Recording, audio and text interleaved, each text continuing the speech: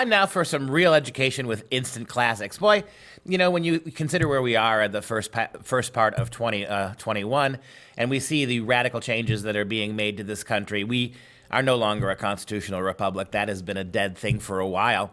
And it's my contention that democracy itself ended with this last sketchy election.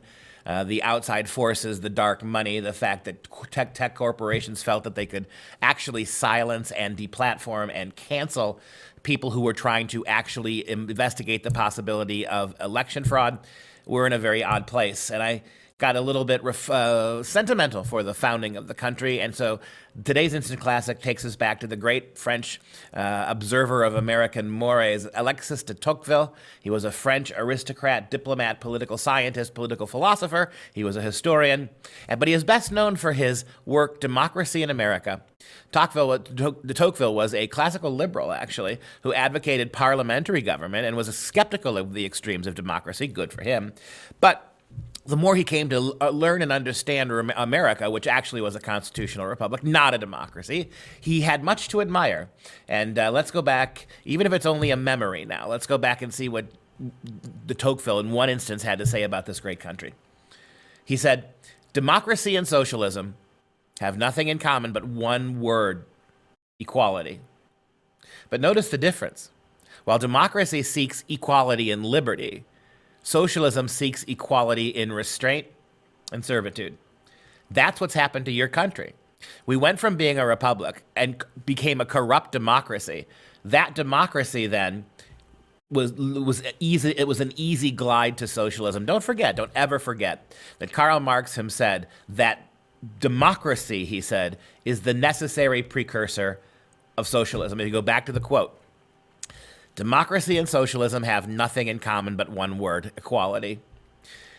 The constitutional republic that we had sought equality in liberty, opportunity, equality under the law. That's gone now.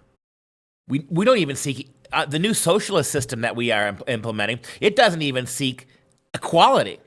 It's changed the name from equality, which means people more or less being the same, to equity, which means altering reality so you have outcome-based equality, right? Equity is not equality under the law necessarily. In fact, it's actually prejudicial. If there are too many rich people, equity means that you have to find any means necessary, legal or counter-legal or beyond legality, to equitize them. Liberty was the way that America became great.